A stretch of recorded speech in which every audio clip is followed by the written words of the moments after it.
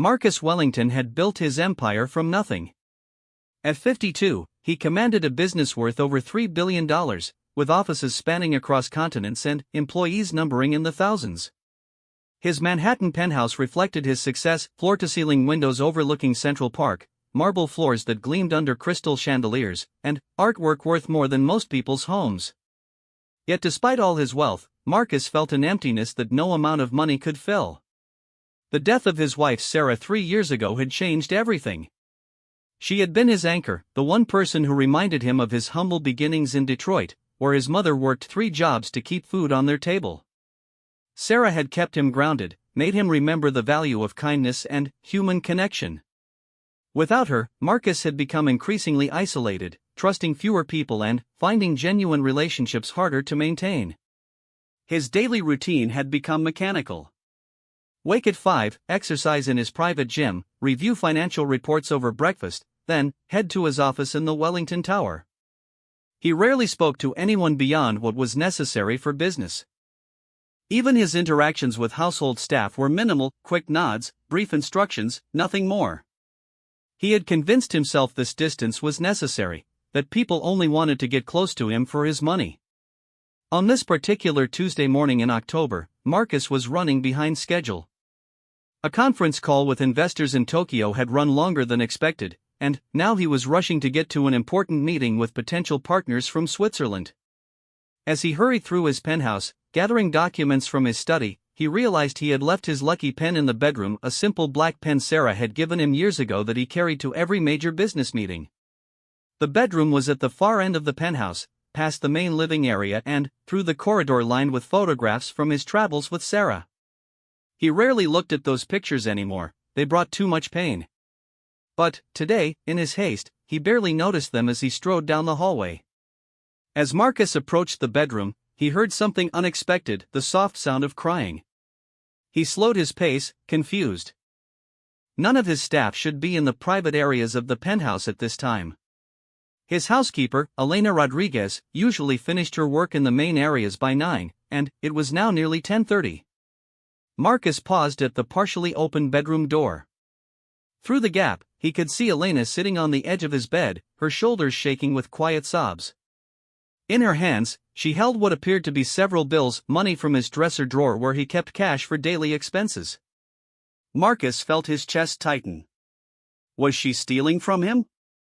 After 5 years of employment, was Elena just another person trying to take advantage of his wealth? He was about to push the door open and confront her when something made him stop. Elena was not stuffing the money into her pockets or hiding it away. Instead, she was carefully counting it, her tears falling onto the bills as she separated them into small piles. Her movements were deliberate but gentle, as if the money represented something far more significant than its monetary value. Marcus watched, hidden behind the door, as Elena reached into her own purse and pulled out a worn envelope. From it, she took additional bills, clearly her own money, and began combining it with his cash. She was not taking his money, she was adding her own to it. The realization hit Marcus like a physical blow, leaving him breathless and confused.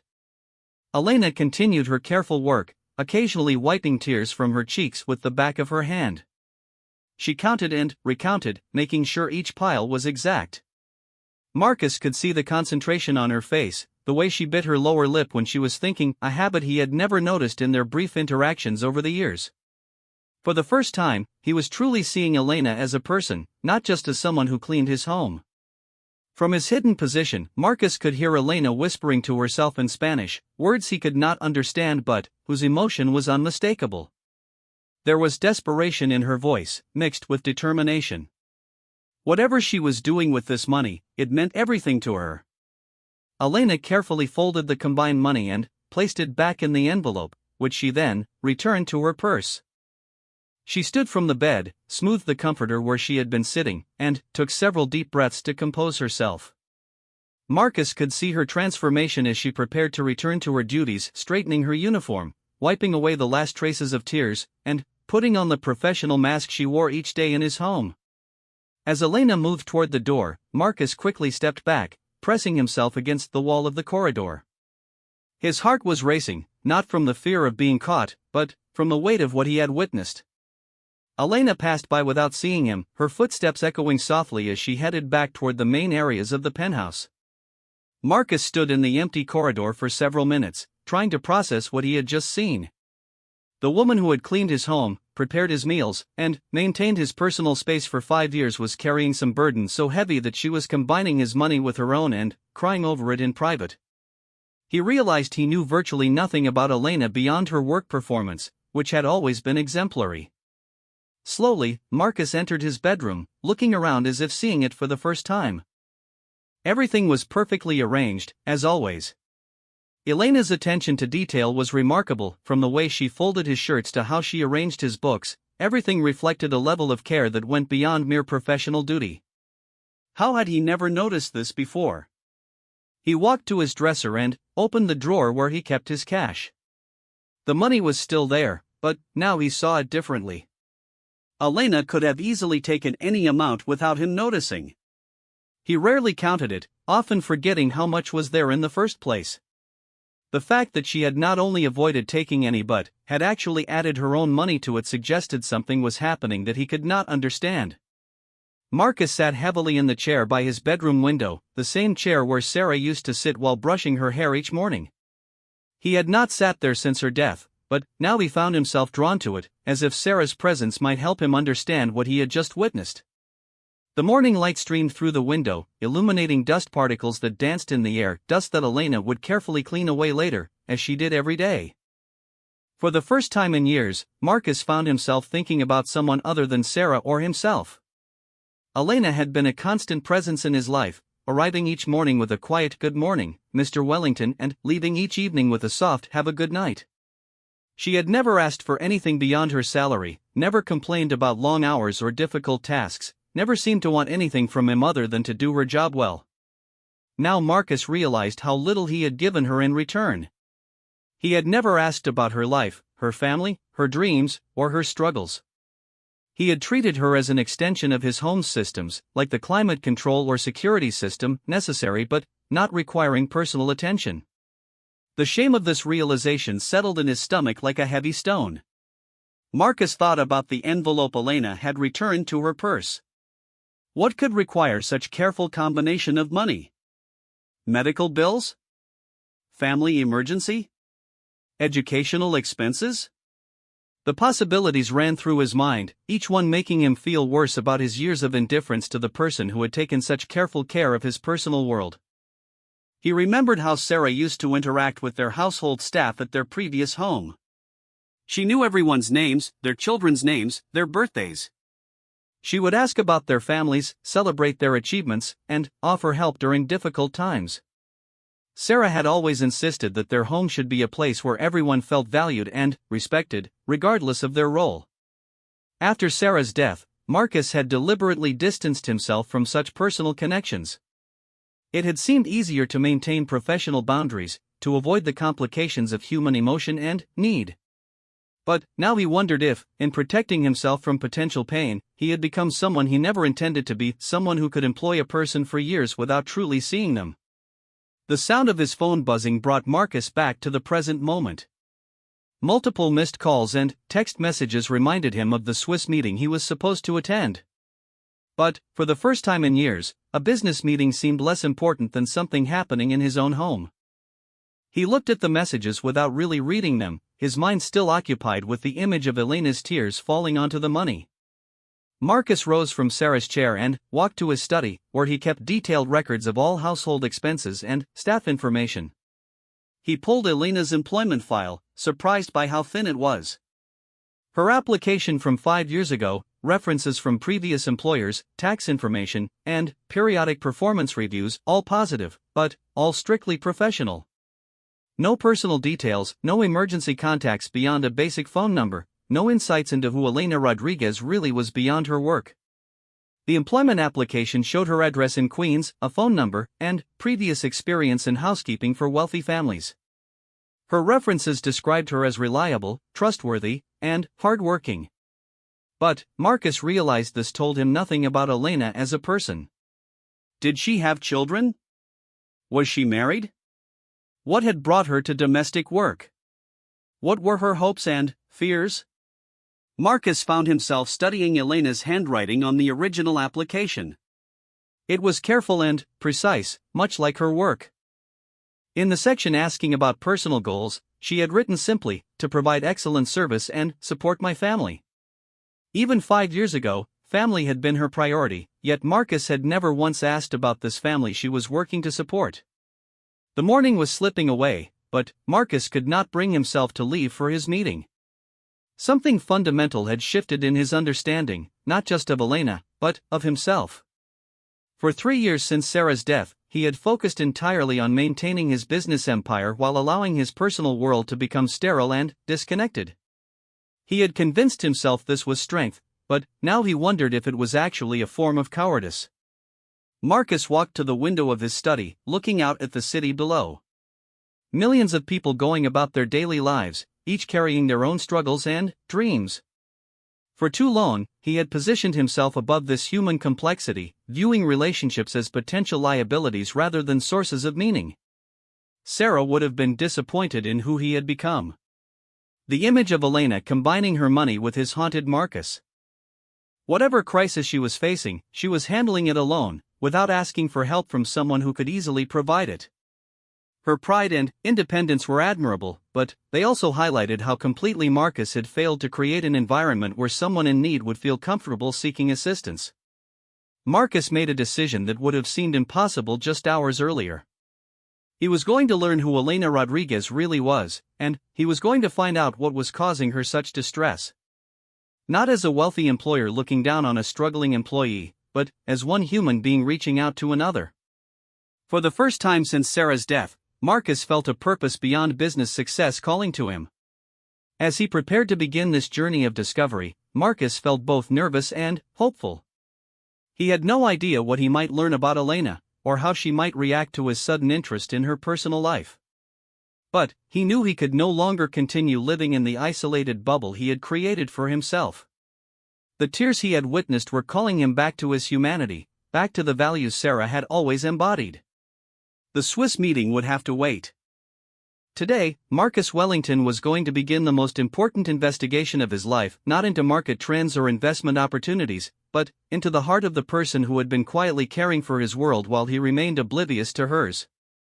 Marcus spent the rest of that Tuesday in a state of restless contemplation. After canceling his meeting with the Swiss investors, something that would have been unthinkable just days before, he found himself wandering through his penthouse with new eyes. Every perfectly arranged room, every spotless surface, every carefully maintained detail now told him something about the woman who created this environment daily. In the kitchen, Marcus noticed how Elena had organized his spice rack alphabetically, something he had never specifically requested. The refrigerator was stocked with fresh ingredients arranged in a way that showed both practical efficiency and an aesthetic sense. Even his morning coffee was prepared with a level of care that went beyond mere duty. The cream was always the perfect temperature, the sugar measured exactly to his unspoken preference. These details had become so routine that Marcus had never considered the thought and attention they required. Elena had learned his habits and preferences through observation, adapting her work to meet not just his stated needs but his unspoken ones as well. This level of attention suggested someone who truly cared about the quality of her work, who took pride in creating comfort for others. That evening, Marcus did something unprecedented. He waited in the living area for Elena to finish her duties. Usually, he would be in his study handling business calls or reviewing reports until well after she left. Tonight, he sat in the main room, pretending to read financial documents while actually listening to Elena's movements throughout the penthouse. He could hear her in the kitchen, the soft sounds of dishes being cleaned and put away. Occasionally, he caught her humming quietly, a melody he did not recognize but found strangely comforting. When she moved to the living areas, her footsteps were careful and deliberate, showing respect for the late hour and his need for quiet. At 8:15, Elena appeared in the doorway of the living room, as she did every evening before leaving. "Good night, Mr. Wellington," she said softly, her voice carrying the same professional warmth it always did. But now Marcus looked at her face instead of merely acknowledging her words. Elena's eyes showed a tiredness that went beyond physical fatigue, and he noticed faint lines around them that spoke of worry and stress. "Elena," Marcus said, causing her to pause in surprise. In 5 years, their evening exchange had never extended beyond her goodnight and his brief nod. Thank you for everything you do here. I want you to know that your work is very much appreciated. Elena's eyes widened slightly, and Marcus saw a flash of emotion cross her face before she recovered her professional composure. Thank you, Mr. Wellington. That means a great deal to me. Her voice was steady, but Marcus detected a slight tremor that suggested his words had affected her more than she was willing to show. After Elena left, Marcus found himself unable to concentrate on work. He kept thinking about the brief interaction and how unusual it had felt to actually engage with someone in his home on a personal level. Sarah had always made such connections seem natural and easy, but Marcus felt rusty and awkward, unsure how to bridge the gap between employer and employee without overstepping boundaries. Wednesday morning brought new opportunities for observation. Marcus adjusted his routine, working from home instead of going to his office, telling his assistant he needed a quiet day for strategic planning. In reality, he wanted to watch Elena work, to understand better who she was and how she approached her responsibilities. From his study, Marcus could observe Elena as she moved through the penthouse. Her work was methodical but not mechanical. She took time to arrange flowers in the vases with an artistic eye, selecting which books to dust based on some system Marcus could not decipher. When she cleaned the windows, she paused occasionally to look out at the view, and Marcus wondered what she saw when she looked at the city below. Around mid-morning, Elena's phone rang while she was organizing Marcus's closet. Marcus heard her answer in Spanish, her voice immediately becoming tense and worried. Although he could not understand the words, the emotion was clear: someone was delivering difficult news. Elena's responses were short and sharp, the tone of someone trying to maintain control while receiving troubling information. After the call ended, Marcus heard nothing for several minutes. When Elena resumed her work, her movements were faster, more mechanical, as if she was using physical activity to manage emotional distress. Marcus felt an overwhelming urge to check on her, to offer help, but he remained in his study, unsure how to approach someone who was clearly struggling while trying to maintain professional boundaries. The phone call haunted Marcus throughout the day. It was clearly related to whatever crisis Elena was facing, the same situation that had led to her tearful counting of money the day before. Marcus found himself checking his phone repeatedly, hoping for some excuse to seek Elena out naturally, but no convenient opportunity presented itself. Thursday brought a new strategy. Marcus decided to spend time in areas of the penthouse where Elena was working, hoping to create opportunities for natural conversation. When Elena was dusting the living room, Marcus brought his laptop there to work in a change of scenery. When she was organizing the kitchen, he went to prepare his own lunch, something he never did when Elena was present. These attempts felt forced and artificial to Marcus, but they did provide opportunities to observe Elena more closely. He noticed she was careful to stay out of his way when he was in the same room, almost making herself invisible. When he spoke to her, asking about the weather or commenting on the day, her responses were polite but brief, clearly designed to maintain professional distance. Friday afternoon brought an unexpected breakthrough. Marcus was in his study when he heard a sharp sound from the kitchen, followed by Elena's voice saying no in English. He found her on her hands and knees, carefully picking up pieces of a broken coffee mug, one that had been a gift from Sarah, though not particularly valuable. "I'm so sorry, Mr. Wellington," Elena said without looking up, her voice thick with distress. "I was washing it and it slipped. I'll replace it, I promise. I know it was special to you." Marcus knelt down beside her, surprising them both. "Elena, it's just a mug. These things happen. Please don't worry about it." But, as he helped gather the pieces, Marcus noticed Elena's hands were shaking, and her distress seemed far beyond what a simple accident would warrant. "You don't understand," Elena said, her professional composure finally cracking. "I can't afford any mistakes right now. I can't lose this job. My family depends on me, and I can't mess up anything else." The words tumbled out before she could stop them, revealing the pressure she had been carrying in silence. Marcus sat back on his heels, holding the broken pieces, and, for the first time, looked directly into Elena's eyes. What he saw there was fear, exhaustion, and a desperation that spoke to struggles far beyond his understanding. Elena, you're not going to lose your job over a broken mug. You're not going to lose your job at all. What's going on? What's got you so worried? The kindness in Marcus's voice seemed to break something in Elena's careful control. Tears welled up in her eyes as she struggled to maintain her composure. My son, she whispered. My son Miguel. He needs an operation, and the insurance won't cover all of it. I've been trying to save money, to find a way to pay for it, but the bills keep getting bigger and time is running out. Marcus felt the broken pieces of the mug cutting into his palms as his hands clenched involuntarily. What kind of operation? He asked gently. Heart surgery, Elena replied, wiping her eyes with her sleeve. He was born with a defect, and now he's 16 and needs this operation or... She couldn't finish the sentence, but Marcus understood. Elena's child's life was at stake, and she had been facing this crisis alone while continuing to maintain his household as if nothing was wrong. The mystery of the money was now clear. Elena had been adding her own savings to whatever cash she could access, desperately trying to accumulate enough for her son's medical expenses.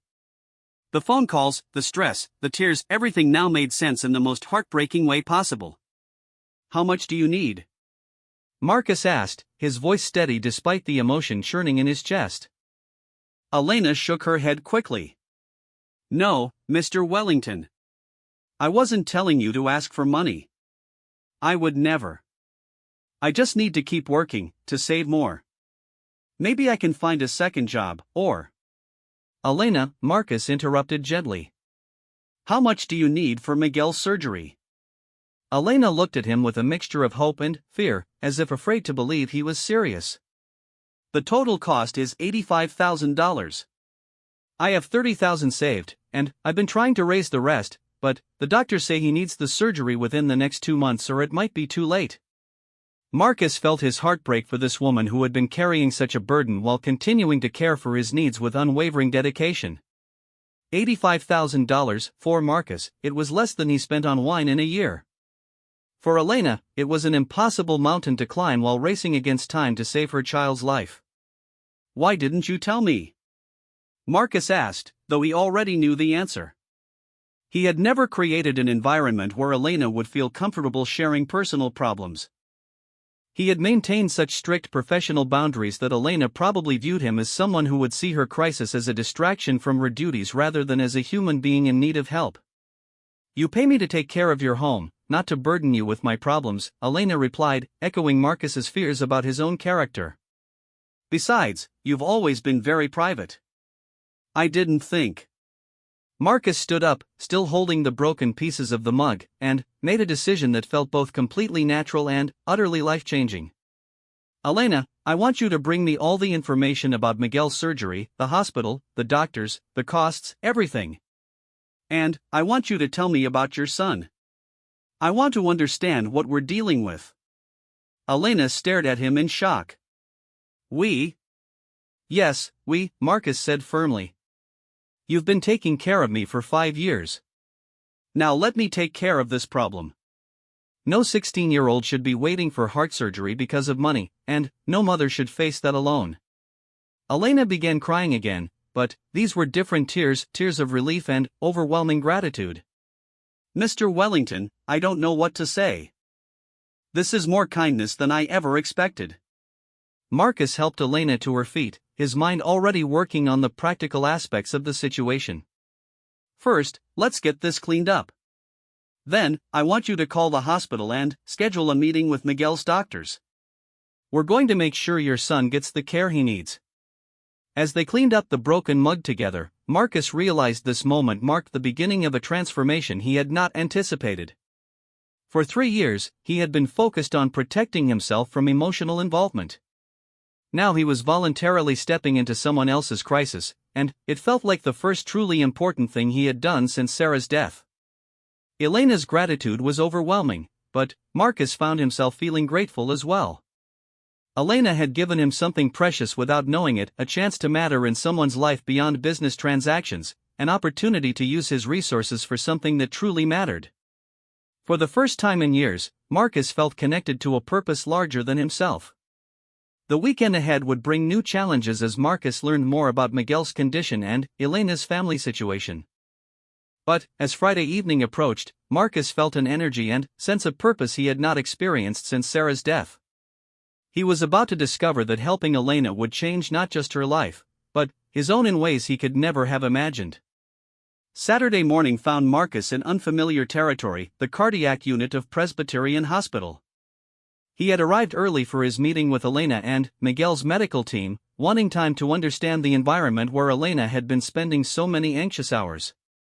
The sterile corridors and beeping machines created an atmosphere of clinical efficiency that seemed worlds away from his comfortable penthouse.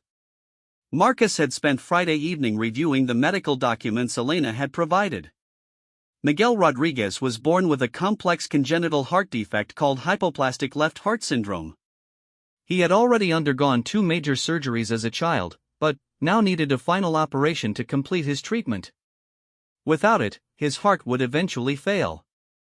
The medical details were sobering, but what struck Marcus most was the careful way Elena had organized every document, every insurance form, every doctor's note, evidence of a mother's desperate attempt to understand and navigate a system that seemed designed to overwhelm. Elena arrived at the hospital looking nervous but determined. She had dressed carefully for this meeting, wearing what Marcus recognized as her best outfit, a simple blue dress and jacket that she kept for special occasions. The sight of her made Marcus realize how much courage it had taken for her to allow him into this intensely personal situation. "Mr. Wellington, thank you for coming," Elena said, her voice formal despite the circumstances. "I still can't believe you want to help with this." "Elena, please call me Marcus," he replied gently. "And I'm honored that you're letting me be part of this." Before Elena could respond, a young man approached them from down the hallway. Marcus knew immediately this was Miguel. He had his mother's intelligent eyes and careful way of moving, but there was a fragility to him that spoke to his medical challenges. Miguel was tall for his age but thin, with the pale complexion of someone who spent too much time indoors. Despite his obvious health issues, his smile was bright and genuine as he embraced his mother. "Mom, you're early," Miguel said, then noticed Marcus standing nearby. His expression became curious but polite as he waited for an introduction. "Miguel, this is Mr. Wellington, my employer," Elena said carefully. "He's here to help us understand your treatment options better." Marcus extended his hand, struck by Miguel's firm handshake and direct eye contact. "It's very nice to meet you, Miguel.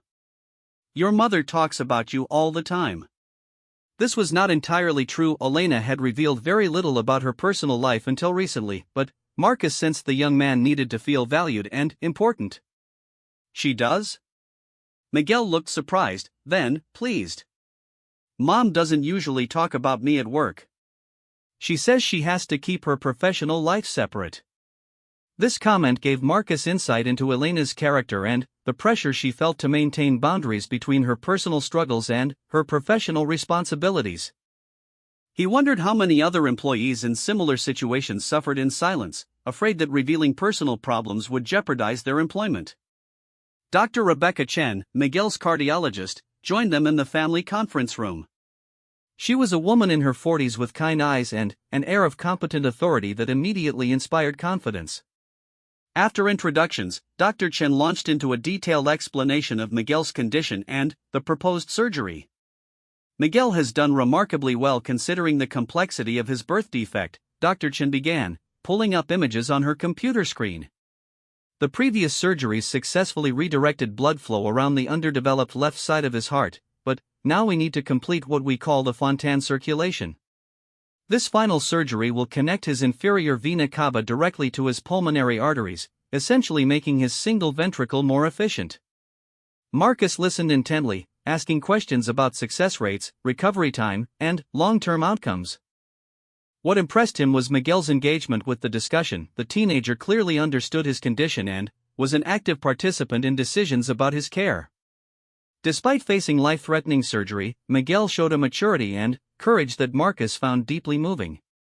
"The surgery itself has a 95% success rate," Dr. Chen continued, "but Miguel's case is complicated by some scar tissue from his previous operations. This makes the procedure more delicate and increases both the surgical time and the recovery period." Elena had been quiet during most of the medical discussion, but now she leaned forward. Doctor, can you explain again about the timing? How urgent is this? Dr. Chen's expression grew more serious. Miguel's current circulation is becoming less efficient as he grows and becomes more active. We're seeing signs that his oxygen saturation is dropping, which means his body isn't getting enough oxygenated blood. Ideally, we should perform this surgery within the next 6 to 8 weeks. Marcus saw Elena's face pale at this timeline. Even with his offer to help, organizing surgery within such a short window would be challenging. He made a mental note to have his assistant expedite whatever administrative processes might be involved. After the medical consultation, Marcus suggested they move to the hospital cafeteria to continue their conversation in a more relaxed environment. As they sat around a small table with coffee and sandwiches, Marcus found himself seeing Elena in an entirely new light. With Miguel present, she was more animated and open, showing glimpses of her personality that professional boundaries had previously hidden. Miguel, meanwhile, was proving to be an exceptional young man. Despite his health challenges, he was a junior in high school with excellent grades and plans to study engineering in college.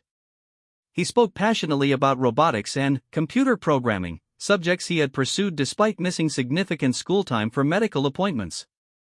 "I want to design medical devices," Miguel explained to Marcus.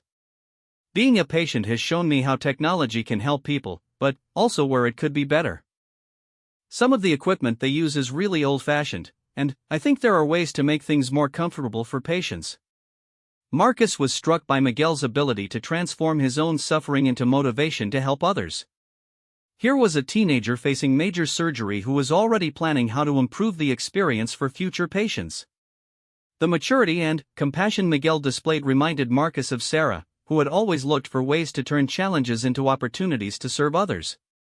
"That's an admirable goal," Marcus said. "Have you thought about which colleges you want to apply to?" Miguel's enthusiasm dimmed slightly. "Well, I need to get through the surgery first, and then there's the question of paying for college. Mom has been focused on medical bills, so we haven't really planned for education expenses yet." Elena's discomfort was visible as the conversation touched on another area where finances limited her family's options. Marcus realized that helping with Miguel's surgery was just the first step. Elena's family faced ongoing challenges that his assistants could address. "Miguel," Marcus said carefully, "what if the financial aspects weren't a concern? What would your dream college be?"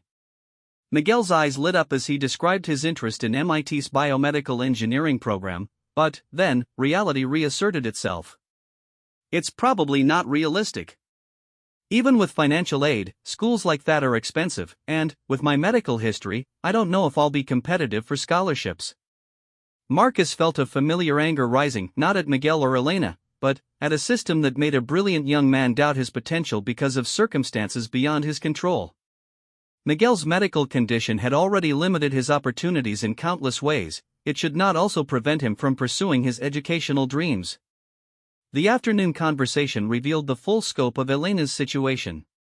As a single mother, Miguel's father had left when the boy's heart condition was diagnosed as an infant. Elena worked not just for Marcus but also cleaned offices on weekends to supplement her income. Every penny she earned went toward Miguel's care, her modest apartment in Queens, and basic living expenses. Despite working 7 days a week, Elena struggled to stay ahead of accumulating medical debt while saving for the surgery. "Mom never complains," Miguel said, looking at Elena with obvious admiration. "Even when she's exhausted from working all week, she still helps me with homework and comes to all my doctor appointments. I know she's scared about the surgery, but she tries to hide it so I won't worry." Elena reached over to squeeze Miguel's hand, tears forming in her eyes. "You're my priority, Mijo. Everything else can wait." Marcus watched this interaction with growing understanding of the bond between mother and son. Elena's dedication went far beyond normal parental duty. She had organized her entire life around ensuring Miguel received the best possible care. Her work ethic, her attention to detail, her unwavering reliability all made sense now as expressions of a mother's determination to provide for her child. "Elena," Marcus said, "I want to ask you both something important." "I know we discussed the surgery costs, but I'm wondering about other aspects of Miguel's care. Are there things that would help beyond just the surgical expenses? Elena hesitated, clearly uncomfortable discussing her family's needs with her employer. But Miguel jumped in with the enthusiasm of someone unaware of social boundaries around money. It would be amazing to have a car, Miguel said. Mom takes 3 buses to get me to appointments here, and sometimes we have to leave at 5 in the morning for early consultations. In the winter, waiting at bus stops when I'm not feeling well is really hard. Marcus looked at Elena, who was clearly embarrassed by her son's candid response. Miguel, we don't need to burden Mr. Wellington with all our problems, she said softly. But it's not a burden if someone wants to help, Miguel replied with teenage logic. And you always taught me to be honest and grateful when people are kind to us. The wisdom of this 16-year-old struck Marcus profoundly.